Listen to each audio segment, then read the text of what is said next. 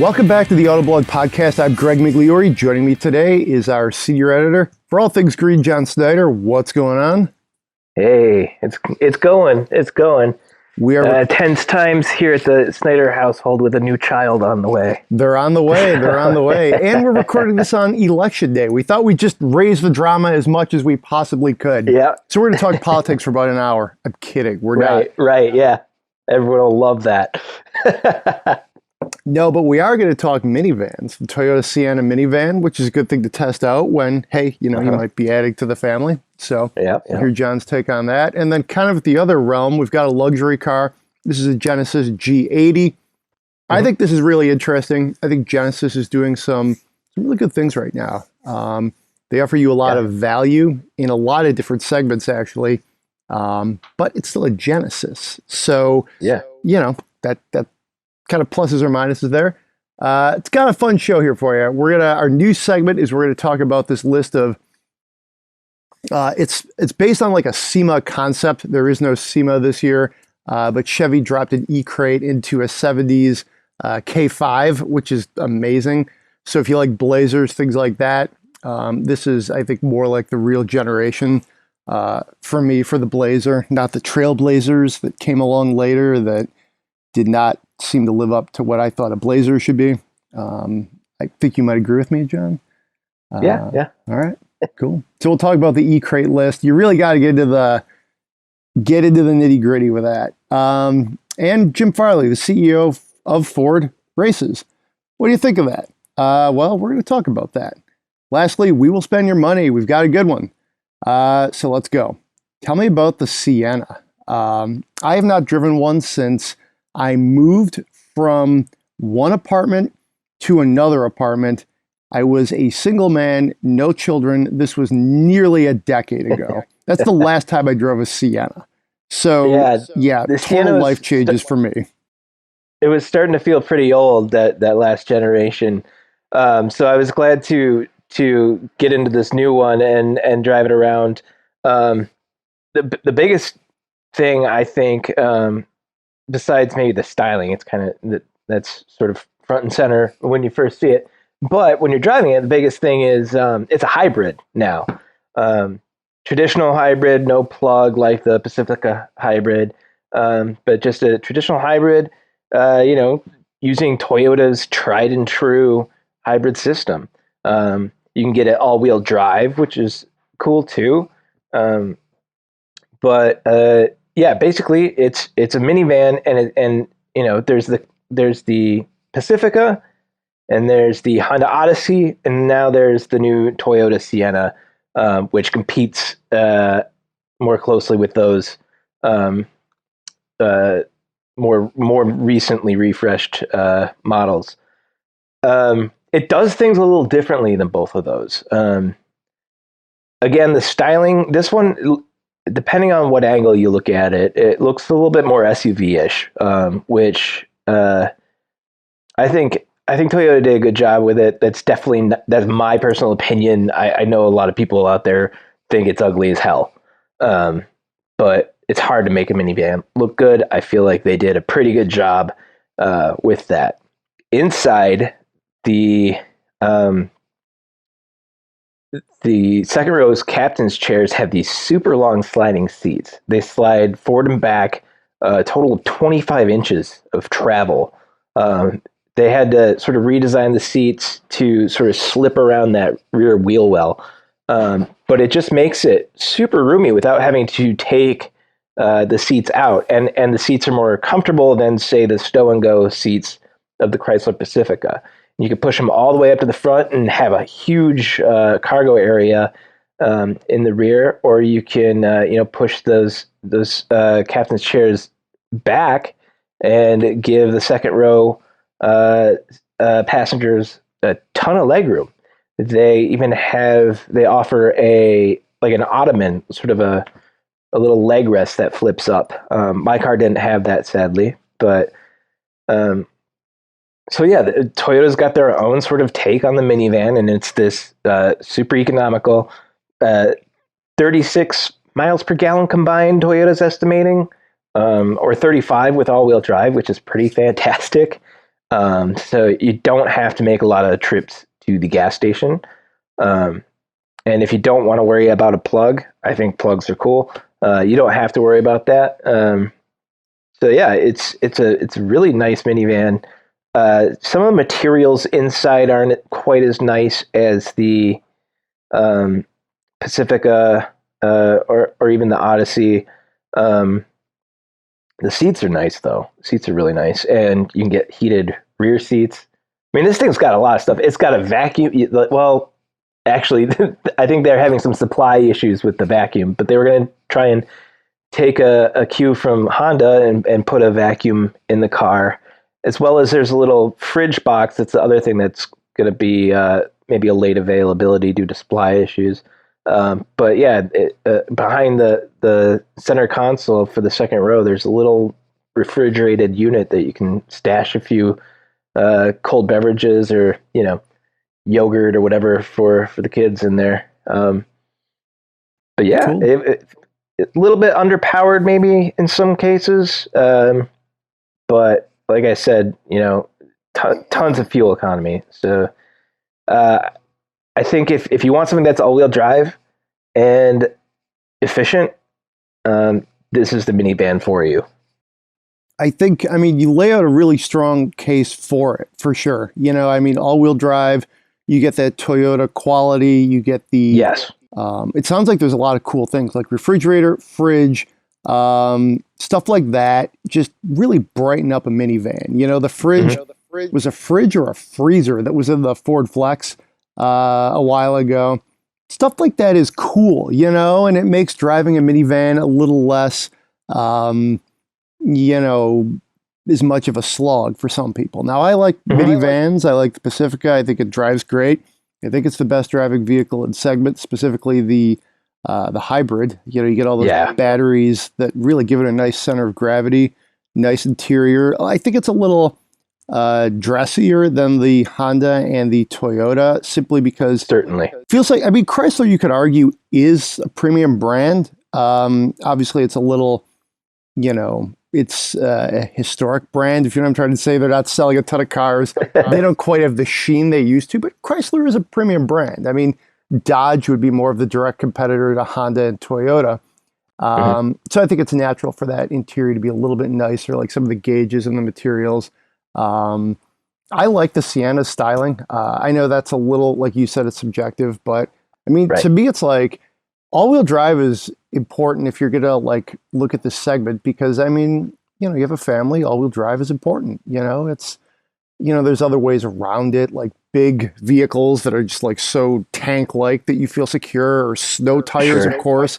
But all-wheel drive is also just a pretty simple solution that you don't have to think about. So the fact of the matter is, a lot of customers in the snow belt, they just demand it.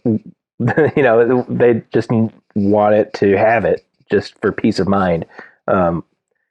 You could argue all day that getting snow tires is the better way to go, but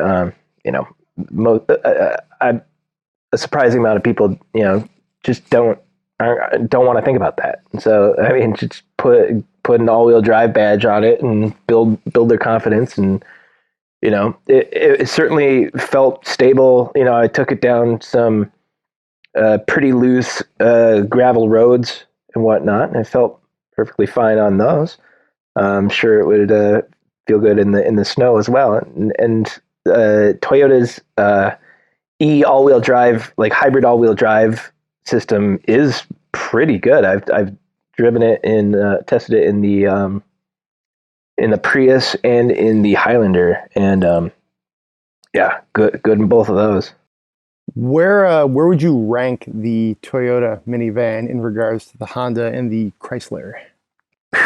Okay, Chrysler Pacifica is still the top of my list.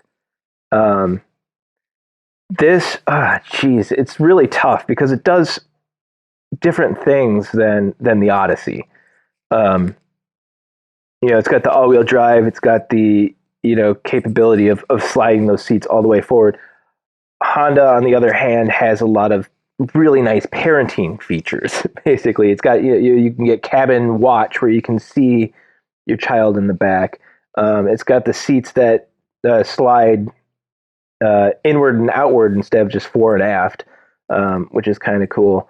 And the tech in the Odyssey is better in my opinion. But that said, it's hard to give up 35 miles per gallon and and all-wheel drive. Geez, that's a tough one. If I were buying right now, and you ruled out the Pacifica hybrid, I might go with the Sienna just for the sake of efficiency and utility. Really usable cargo space. Yeah, I mean, so I didn't drive the Toyota. Obviously, you're the expert on this, but the way you lay it out, I mean, I think you'd kind of have to really. I mean, all-wheel drive to me is sort of the secret sauce here that might tip it for me. You know, I mean. It also sometimes in vehicles like this, it can get a little trim specific, you know, I mean, if you maybe get a higher, spec trim, you know, you plan on doing that. Like I know some people who are like, hey, we're going to get a minivan. We're not thrilled about it. Then they get it and they love it. But one of the mental things they do is they want to load up the minivan before they sort of go down that road. You know, if you're going to do that, you know, that's where sometimes maybe you could say, well, I didn't like the Toyota as much, you know, from the interior pieces, but you take a higher trim and you're like, oh, hey, it gets pretty nice. And I think, you know, you see that particularly in, you know, some of the domestics actually, just their SUVs, for example, you know, in base trim, they look a little, you know, more pedestrian, but you know, go up to the LTZ or X or whatever they call it. And it's like, oh, well, all right, you had some leather and it's not so bad in here. So I will say this though, I do think if you're going the loaded route, I think a loaded Odyssey or a loaded Pacifica feels nicer than a loaded Sienna. Okay. Just more attention to detail, more material quality, better tech in both of those, honestly. But if I were going, you know, sort of lower mid-pack, didn't care so much about those things, then the Sienna is really the practical choice. Cool. Let's talk about the Genesis G80. This is a attractive car, I think. I have not driven it. You have. Definitely, you know, gets you into that upper part of the premium space. Genesis wants to be luxury. What say you? Do you think this vehicle communicates that kind of luxury vibe that Genesis is working so hard to achieve? Oh, for sure. Absolutely, 100%. You know, Genesis, when they became their own thing, this was just kind of, the G80 was just kind of carried over from the Hyundai Genesis. And Genesis sort of had its missteps with dealers and whatnot in the beginning, and everyone sort of wondered what was going on with Genesis. And then the G70 came out, and it's really, really nice. It drives well. It's sporty. It looks good. Feels nice in and out, and there's some value to it. And then now they've revamped the G80 for the first time under the Genesis banner head, and it sort of builds upon the success that they had with the G70. And yeah, I think it's absolutely, it feels very high end, really, really nice materials, really nice design. It's a classy looking vehicle without being ostentatious or without being, trying to be like a work of modern art. There's not a lot of overwrought designy touches to it. It's very, it's very sort of straightforward looking, but it's very well executed. And that carries over into the drive experience. It's smooth, it's quiet, and it handles really well too. Especially when you get into the 3.5 liter turbocharged, you get the adaptive suspension that sort of scans the road in front of it, and smooths out the ride for you, and it really can sort of take its licks and keep them from bothering you in the cabin. Also has that really nice, available in the higher trim. It has the really nice driver assist systems that we've seen in the Kia Telluride, Hyundai Palisade, where it shows you when you use your blinker, it shows you a feed of your blind spot on either side, right on your dash, which is great. And then the same other layers of driver assist and crash avoidance that it borrowed from Hyundai and Kia, and it works really well. Altogether, it's just a really solid, very well executed vehicle. And if you like the G70 but need something with a little more rear leg room, the G80's it. It's not quite as plucky and sporty in its handling as the G70, but it still gets the job done. I am actually a big fan of the G70. The handling, the steering, the looks. I'm a really big fan of it. I know we've compared it to the Kia Stinger quite a bit, but I don't know. I really think Genesis, like that sort of smaller car. It's a relatively good sized car actually, but smaller than the G80. I think they really sort of bring that like premium feel that they're going for in that car. And I'm excited to try the G80 and see if they can like achieve it there. I think from a design standpoint, they're really crushing it. I mean, every Genesis that I've seen, including the GV80, their SUV, looks pretty good to me. I think they're creating that space for themselves. It's a little overdone, I'll say at times, but you also gotta do something to stand out. They're not BMW, they're not Lincoln, they're not like, the old money, if you will. Like, no one's just gonna look at it if it's just like a Hyundai with nice mirrors. So they've got to kind of be a little more aggressive. And I mean, I really like these stylings. I think the grille, the aggressive lines, the headlights, they're really going for it. Yeah, and it really comes off well in person. Those headlights, those two little lines, those horizontal lines, that's sort of repeated all over on the outside of the car, and then that same sort of presence is laid out once again inside and on the dash, and it just looks really good. And it's got some interesting tech that I wasn't really able to take advantage of. You could save a couple different driver profiles when you turn on the car and it notices your phone. It has all your settings set up for you, and it can learn through artificial intelligence certain things about the way you drive, and it will adapt the adaptive cruise control to that. Like, do you like to speed up very quickly when the car in front of you moves? How much space do you like to leave between yourself and the car in front of you? It learns these things over time and adapts itself to that. So that'd be interesting. If we could get one for longer than the day and a half that I had. I had two loans that were a day and a half each. That'd be a really neat thing to see how that works. But yeah, some cool tech like that. Yeah, very cool. Any other thoughts on the G80? No, I think that does it. Go read my review. If there's anything I left out here, I've said it there. Check it out. A couple of reviews there by John. You can find them, of course, on autoblog.com with all of our great content.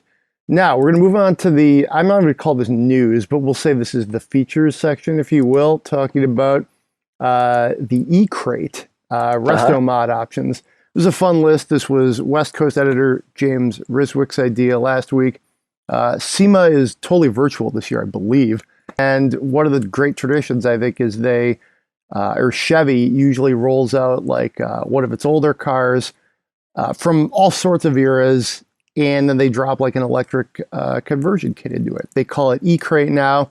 They've also dropped like really powerful engines into it as well.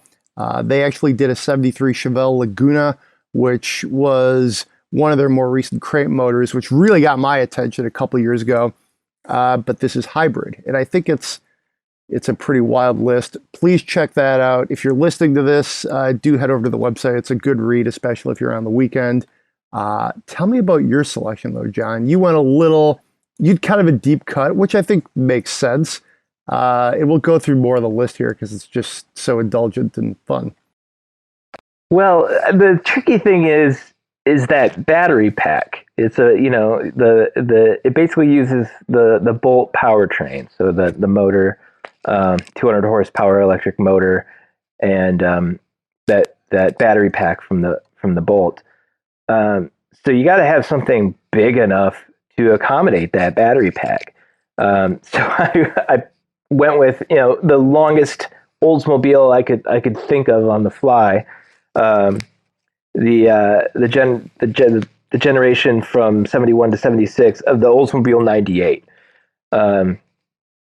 You probably couldn't completely fit the battery into the trunk or under the hood, but you could probably have it go from the trunk and then intrude into the rear seat, and maybe delete the rear seat and use that area for storage. With a bench seat up front, you can still seat 3 people in the thing. So, but yeah, that one was it's such a hard thing to think about. Like, why I started thinking about it. How would I convince myself to remove the 455 Rocket V8 from this thing? It would have to be.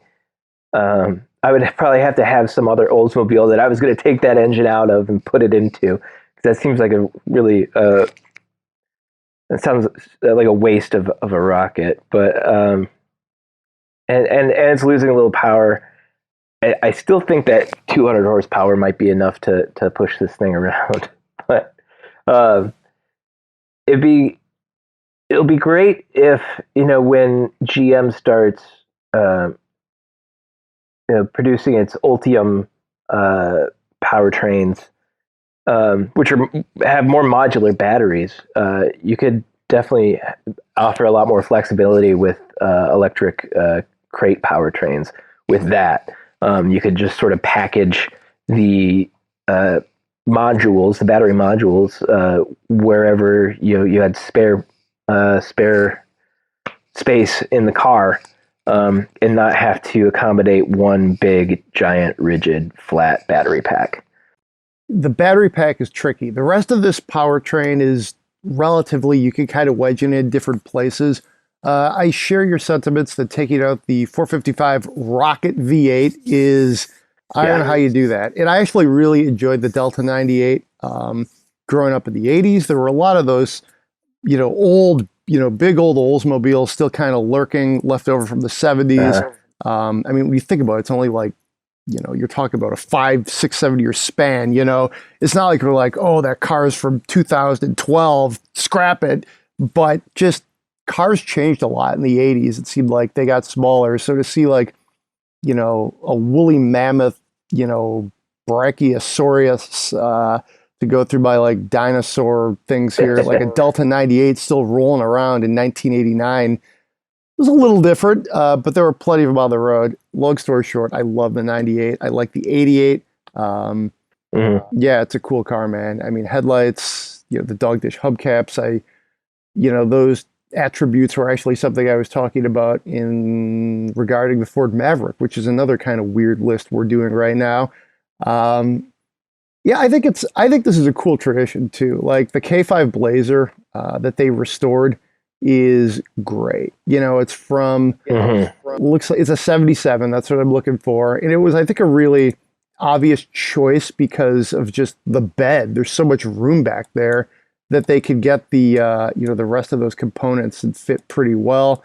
Forgot how much I liked this generation of the Blazer too. Yeah, it's cool. I had the S10 Blazer. That was my first car. It was a hand-me-down from my sister.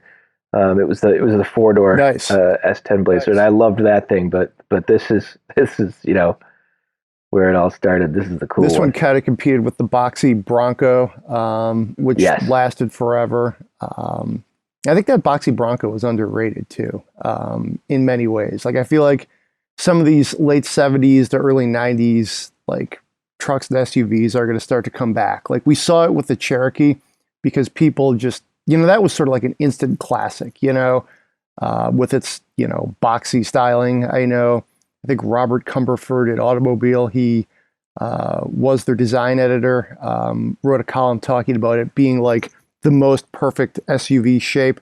There's a lot of shapes like that. If you actually look around, they were all kind of squared off. So, and it'd be cool to see that K5 and some of that generation get its due. I actually had a 99 Cherokee, an XJ that replaced my Blazer. I mean, you're living right, man. That's like, it's funny because that's like, back then, that was just like whatever people drove around in. Now that's like, you see stuff like this in like Eddie Bauer catalogs, it's like the very cool, like, thing when I'm just kind of like, well, there's a rusty one over there. Should I try and get one for $1,000? I don't know, maybe. Anyways, I went with a very unconventional one for my list. I went with a 1953 Cadillac Series 62. Yeah, I tend to go way back for these lists. Usually when everybody else is like 80s, I do 70s. When everybody's like, let's do the 70s, I try to go farther back. Well, for this, I dropped a 1953 on you. It's the Series 62. Sort of one of the first Cadillacs post-war that started to really, advance Cadillac beyond, what it was. Because, as you remember, during World War II, there was no design, there was no advancement. Right. This car actually brought Cadillac from essentially the late 30s into, the early to mid 50s. Just think it'd be kind of a cool thing to do. I feel like in some ways, again, to go back to childhood, we saw a lot of cars from the 50s around because that wasn't as far back in time. Now I think what you're seeing is, frankly, guys our age who are talking about like, well, the 80s, look at all these cool cars, like Datsuns and, the XJ and just stuff like of that generation is getting its due. And some of this other stuff is like, it's really like old man cars, and, I mean, stuff like this it's available, it's affordable. It's, if you want a good 53 Cadillac, it's going to cost you. But, they're also, and there's not that many left either. You're talking about at this point a 67-year-old car. But, I think the 50s design is a very interesting time. This one was certainly meant to evoke the look of a jet. You can see those little kind of like fins, wings in the back. The front looks like a U-boat. I think I wrote in there it literally looks like it wants to torpedo you. I just thought it was a beautiful car. I happen to have a push one on my work from home desk. It's like a toy. I think maybe my dad gave it to me a few years ago. It looks cool, but it is like a toy, and it looks like the picture here in this article. So that's why I went with that. Concur with your choice. Let's see. Joel, our news editor, Joel Stocksdale, he went with the 64 to 70 Chevy van. Very creative. I think you need plenty of room in there, right? West Coast editor James Riswick went with the 69 Cadillac Coupe de Ville. Not all that different than your Oldsmobile 98 as far as just like proportions and stuff there. I mean, the Chevy S10 from associate editor Byron Hurd, I think is kind of funny because literally his plan is just throw the batteries in the bed. We'll just do that. We're going to act like it's carrying it or something. The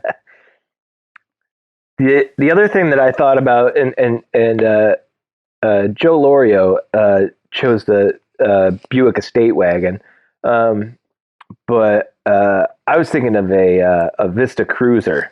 That would be my wagon pick if I were gonna. Vista Cruiser for sure. Or a Chevy Nomad, Nomad from like 55, if you're looking for a wagon. Jeremy Krasnewski, our consumer editor, talked about I think he was dropping El Camino into Slack.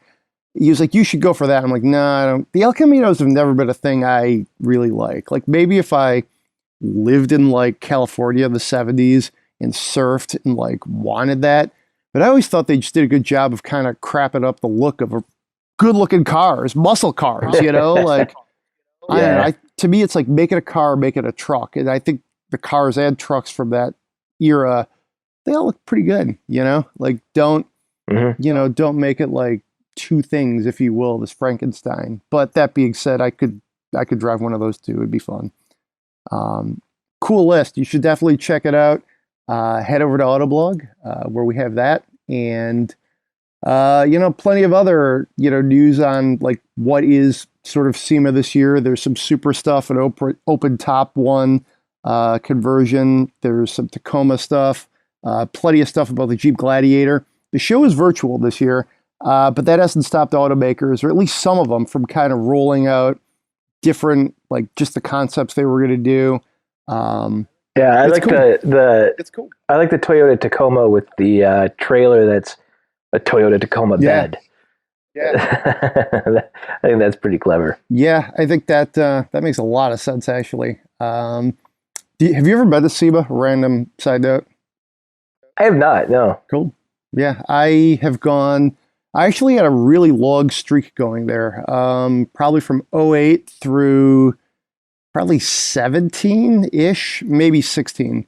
I started out at Auto Week. I was like the new guy, and like what's probably the least glamorous show, the hardest work, the hottest place, you go there. And then you work your way up to like Paris, But then it was funny, through other stops in my career, somebody would always be like, hey, we need to send somebody out there. Greg, didn't you go last year? Well, why don't you go this year? It's like, okay, it just kept repeating itself. And I always liked it. I like the hot rodding and tuner culture. I think it's a fun place. And as much as you get to see a lot of creativity. They're not like bound necessarily by something that someone would necessarily buy or that would make them money. They can just sort of let loose and create something cool just for the sake of doing it. Yeah, for sure. I think eCrate is definitely a cool tradition. The Chevy crate engine conversions, very cool thing. I always like what Mopar would do. They do like an open bar, if you will, with their press conference. So the cars would roll out. Usually Ralph Gilles, who's their design head, but he's also run Dodge and SRT at different points. He was oftentimes sort of the MC. And then it was just like immediately lights, smoke, cars, and then it was like boom, like next thing you know, like the PR guys are like pulling beer over the sides of like where the press kits are being handed out. It's a very like Vegas kind of thing. So I mean, it's fun touches like that. It's a fun show. I mean, Chip Foose, guys like that are usually there, and they say, I did an interview with him about, it actually might have been Autorama, which is another kind of, hot rod show. But he was like, this isn't serious. It's fun. And it's why we all get into it, is cars are supposed to be fun. So, yeah, cool. And then just some other news this week we'll talk about. Couple of stories made their way around the internet, just about how Jim Farley, the CEO of Ford, is a racer. That's one of his hobbies. He's been doing it for years. And there was an interesting article in the Detroit Free Press, very well reported, that kind of raised the question, is this a risk to shareholders? And a lot of experts in there talking about how, well, what's the level of risk? Bill Ford sort of talks about how it's like yoga for Jim Farley. It's a way for him to unwind. Really interesting piece. Check it out. And I mean, just for me, it kind of made me take a step back and think, well, that's interesting. The CEO of your, gazillion-dollar company is engaging in a pretty dangerous activity. And I think it's definitely a fair question. Not all CEOs are necessarily suit, people who come from more of the traditional backgrounds, she or he oftentimes, work their way up more of like the corporate food chain. Jim Farley's more of he's definitely more of a performance guy. He was involved in like Scion at Toyota. He was really involved in like the sales side of thing at Ford. So, I mean, yeah, I don't know. I think I would say this. One of my favorite quotes in this article is they talk about like what's risk. In the age of coronavirus, it's risky to eat indoors at a restaurant, theoretically, Right.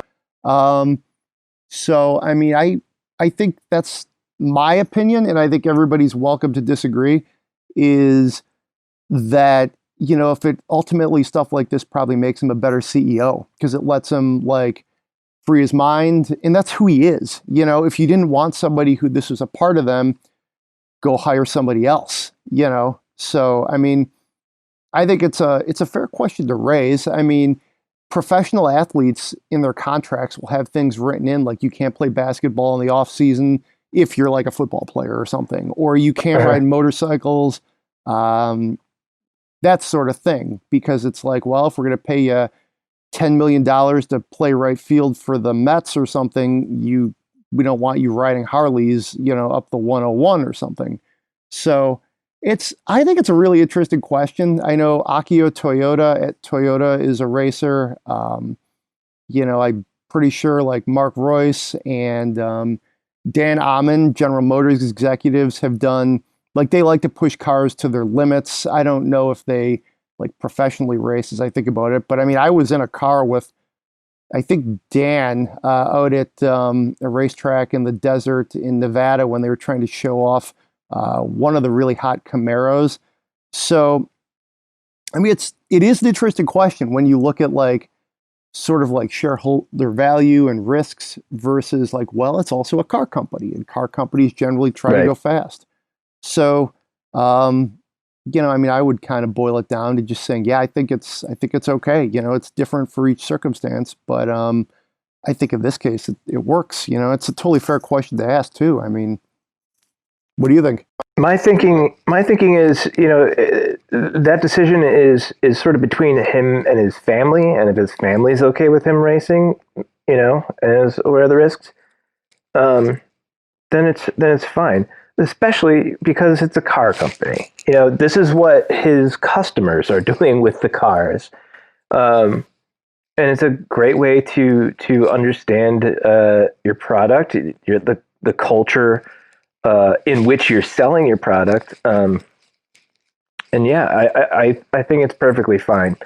I mean, I guess I understand the sentiment of shareholders who might be against it, but I think that's, I don't know, sort of disingenuous and unfair.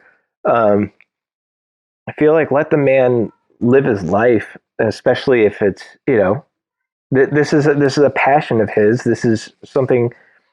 If he wants to do it, he should be allowed to do it, and Ford should embrace it and be like, look, our boss is not just a guy who talks the talk. He's walking the walk. He understands the products. He understands the minds of the people who are purchasing these vehicles as well.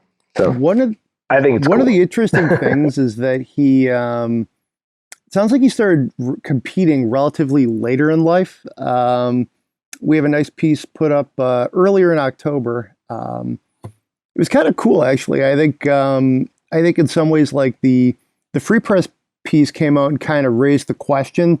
And this was after earlier in the month, like we and a few other sites just did stories on the fact that he was sort of allowed to continue racing. I think that in of itself maybe was a little bit of sort of like the earlier news. And it's interesting that he owns an 87 BMW 325 I convertible that I'm super jealous of that. Do check out this story here. So he's 58 and he started competing in 2008, which, if you do the math, it means he was about 46 when he started actually getting into this. I'm sure he was passionate about it before then, and maybe competed in other ways, but it looks like, again, in our article, he got a Shelby Cobra. Great way to get into the hobby, if you will.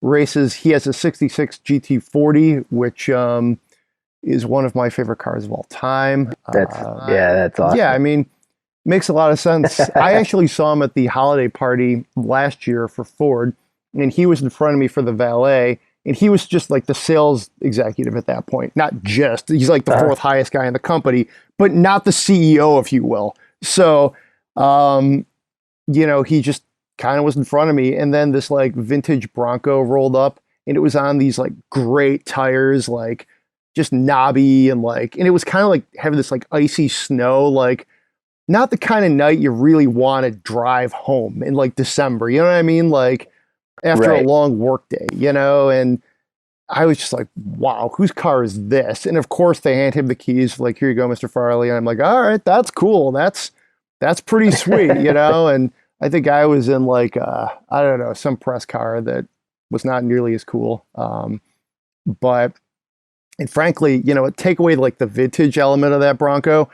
And I'm sure they have plenty of people to restore it for him if, anything happened, or I'm sure he has those resources as well. But the tires on that thing, man, he was in better like sledding condition than I was, and as you know, press cars usually have like the good tires on them, and, they're pretty loaded up. If all-wheel drive is an option, like we usually have it. It's cool. It's great that, his hobby is a part of his job. And, I think, I don't know, I just found this interesting that like, oh, that's interesting. Shareholders, and like, there's like a way to kind of like raise the question, if you will. So, and it's a good article. You should check it out. Check out the Freep. Check out our article if you want to hear about, some of the cars he owns, that sort of thing. And should we spend some money? Yeah, let's do it. Let's check it out. We got a good one. The writer is late 30s, single, no kids, no plans to change any of that. $50,000 budget, lives in an urban area with a small single-car garage. Tight turning radius is an asset, but the main requirement is the car needs to measure under 186 inches in length and 73 inches in height. So he's looking for something that's relatively small, but not tiny, and fun to drive. Can go with a used car. He's cool with that. Current car is a 2016 ND Miata soft top. Nice car. Not necessarily sure I'd be looking to change that. That honestly, a Miata would have been one of my choices. But yeah, it's funny how often, we've suggested Miatas for people in the past, and then this is suggesting something to replace it. So it's a neat take. Yeah. So I mean, I can kind of open it up. Let me see if there's any other criteria here. Also, it's like the soft top is not great when he's commuting. Looks like his commute is now including a few tunnels. So this kind of strikes me as like a Northeast kind of New York person, maybe, and is carrying earplugs. So, all right, I get it. Like, that's sort of a thing, I guess, at some point, like Miatas, and for a longer, commute, or at least a more aggressive commute, you want something that's a little more comfortable. So I've got kind of a weird one. I'd like to see what it's not that weird, but I'd like to hear what you think first. Well, my first thing I thought was maybe get a used Porsche Cayman. It'll satisfy the itch of that the Miata did, but have a fixed roof and nullify some of that noise. But he said he wants something maybe a little unusual. And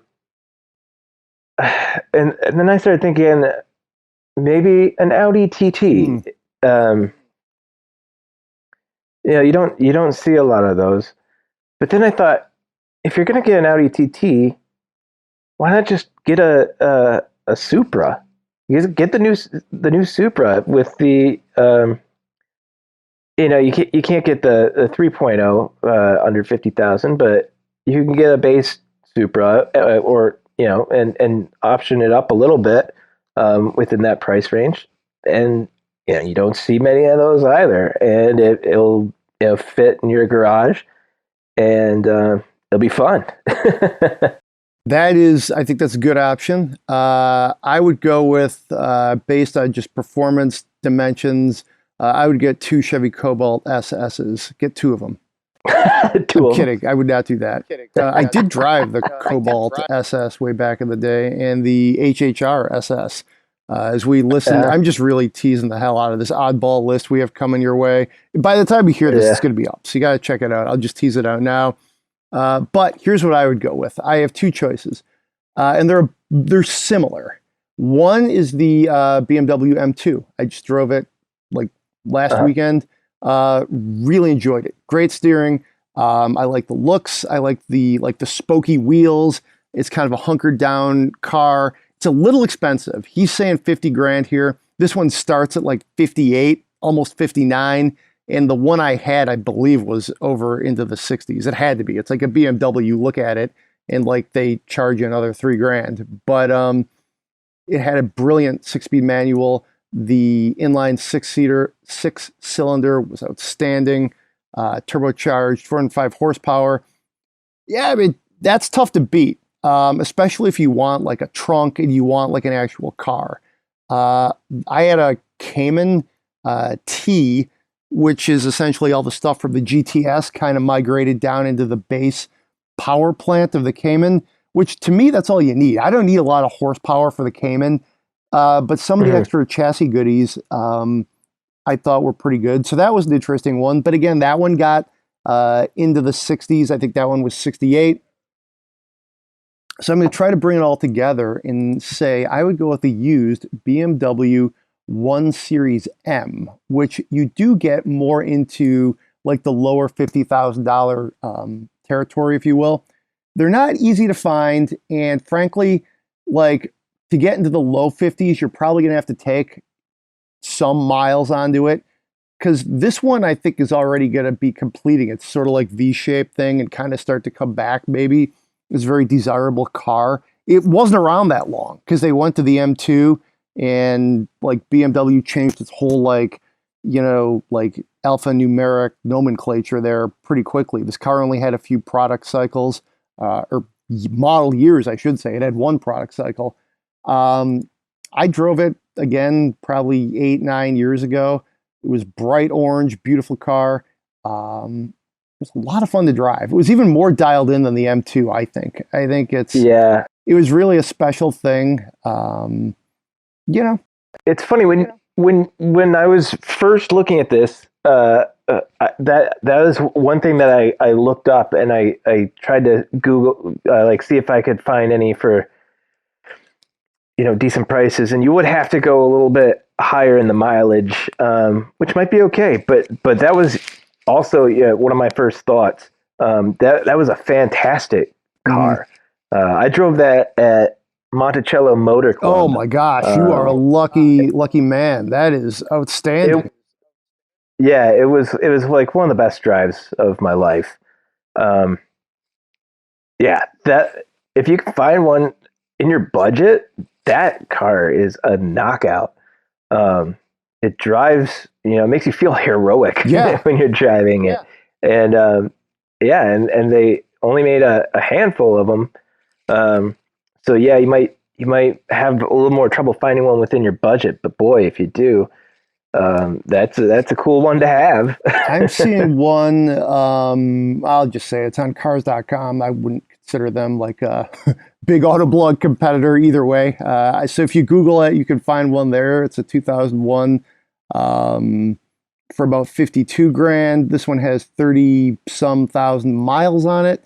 So, again, you're taking some miles, it looks like. But, 3-liter inline 6 twin turbo, 6-speed manual, which I would 100% get. So you got to do a little bit of working here to kind of find it. Because easily, just looking around, I see one that's like 80, another one easily gets into the 60s. I mean, I'm basically telling you to go $10,000 at least over your budget, which isn't the best move. For 50 grand, you could get a lot of Mustang too, though. New Mustang, if you want it. I always think a good move is to get like the GT Performance Pack, and you don't really need anything else if it's just performance. I feel like almost anything is going to be a step up as far as like comfort if you're commuting in a Miata through like expressways and tunnels. So, a Mustang with some of the performance goodies on it isn't going to literally break your back, like, some other more extreme options might. I probably wouldn't go like Boss or Mach 1 or anything like that, because those are a little more expensive and a little bit overkill for what it sounds like you're trying to do. I think that would be my thing. I would definitely say try to look for a 1 Series M and go with that. Or the M2 is, again, it's expensive, but it's a new car. So there's that. I did check the dimensions on the M2. It looks like it fits in your garage. Yeah. I don't know. Supra is a good choice too. Yeah. Cool. I mean, there's a lot of options in that price range, and it's hard to choose. But yeah, the few 1 Series M coupes I saw were low to high 50s really. But if you can find one of those at your budget, that's a winner. Cool. I think this podcast is a winner, and we can leave it there. What else you doing today? It's election day. Anything else going on? It seems like it's kind of like an unofficial day where people like get takeout and watch the results if you're into that, or they ignore it and watch a movie. Yeah, probably gonna just ignore it. I have an Audi RS7, which is a great car to go drive. Lots of interesting things I could do, I guess. But yeah, that's a great car. I drove that car in the Black Forest in Germany, and that was outstanding. Like I'll see your Monticello and raise you an Audi RS7 in the Black Forest. Some of the things you get to do, although I don't know, 1 Series M on the track at Monticello, that's a great track. One of my probably top 5 that I've driven on. Yeah. It really captures that like northeast. It's not Lime Rock, but it's pretty cool. So guess we could leave it there. Yeah, it's a memory I'll always cherish. Yeah. One of the perks of this job is experiences like that. Yeah, for sure. Cool. All right, everybody, be safe out there. However you vote, please be sure to check out Autoblog and check out all of these crazy lists we've been doing. We want to try to give you just some fun car enthusiast stuff to enjoy. Be safe out there. We'll see you next week.